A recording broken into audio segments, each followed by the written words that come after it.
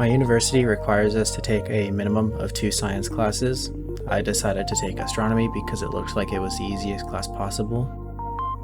What I didn't expect was that the class would be extremely interesting and I'd have a lot of fun taking it. Like, did you know that even though the universe is infinitely large, that your mom still happens to be bigger? And now I find myself in the astrophotography rabbit hole. The problem is I am broke. So let's see what I can do with a cheap kit lens, a $15 tripod, and a crop sensor camera from 2016.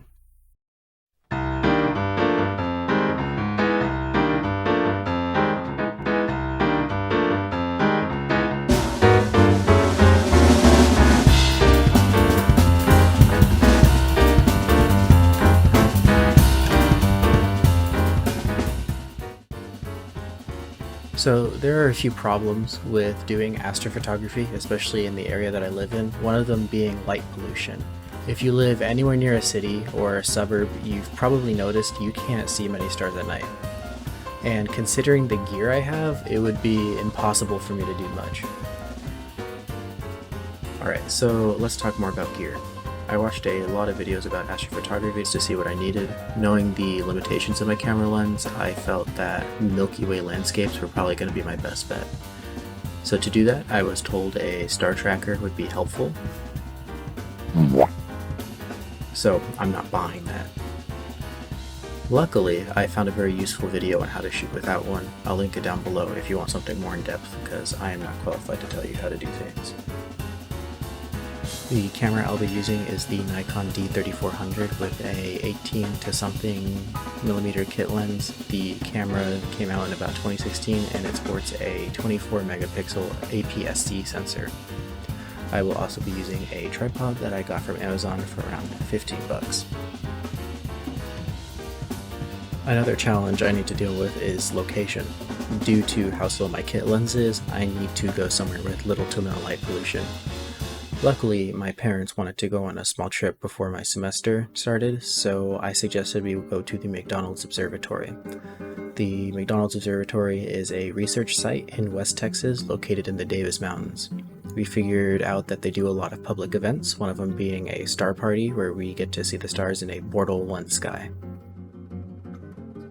Bortle 1 is just how much light pollution there is in the sky, so 1 is the lowest, and I believe it goes up to a 9 or a 10, which means you can't see anything.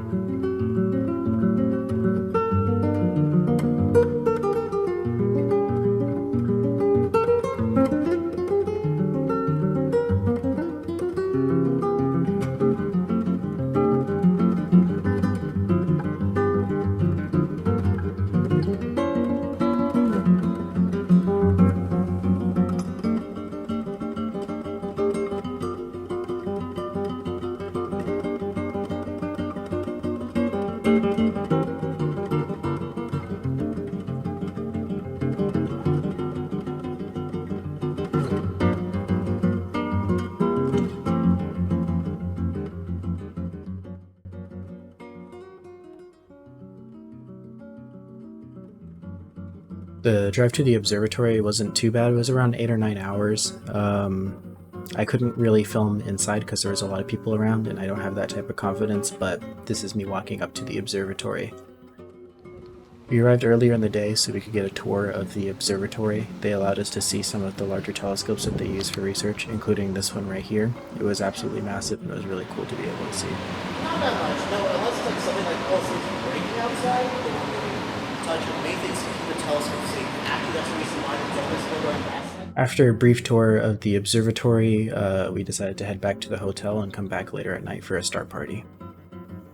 So, at the star party, I couldn't actually film the actual process of me taking the pictures. It was pitch dark, and I couldn't use my phone flashlight to get any video. We were not allowed to do that, so it didn't ruin other people's experience of viewing the stars or other people's pictures.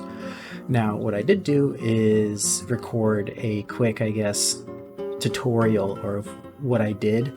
It's not good. And I highly recommend looking at other videos, which I'm linking in my description, that are way better than anything that I can do and will actually teach you how to take good Milky Way pictures. Unfortunately, the camera has very low battery, so it's not letting me change any settings, but I'll like briefly go over it. So what I did is I set my my shutter speed to about 15 seconds. I got that by dividing the focal length of the lens by, I believe, 300, which is what I needed to do for the sensor size. And then I set my ISO to around 3000. I tried a few pictures at 1600. They didn't turn out very well. And then aperture wide open. For focusing, you're going to want to open up whatever the setting is for like looking like through the lens, and you're going to want to use your zoom in button to zoom into a star, like a bright one that you can see, and you're going to try focusing on it with this. If you just set it to infinity, there's a good chance that some of the stars are going to be out of focus. Make sure that you use an intervalometer while you're doing it. This camera doesn't support one, but you can, there's a little button that you can set a timer for that, so I just did that to take the picture. That was pretty much the entire process. Didn't really do anything fancy, couldn't do anything fancy.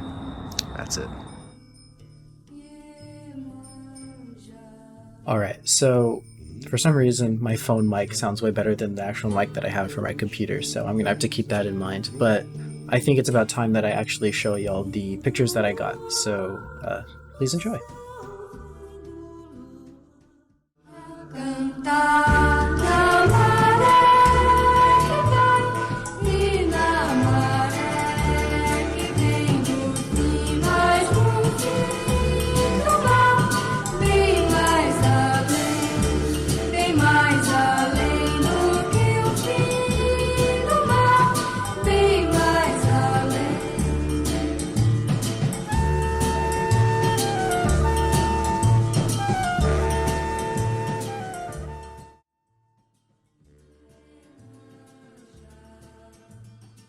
So those are all the shots I got. Unfortunately, we were only there for an hour, and I only had a kit lens and no star tracker, so there wasn't much else I could have shot. But I mean, I'm really happy with how the results came out. I just had to do some very light editing.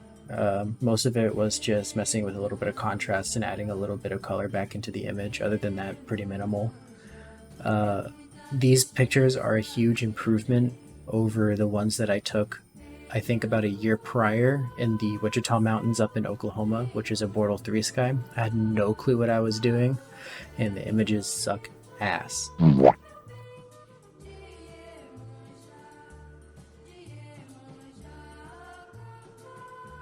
But this video has been a few months in the making. I filmed most of this in the summer.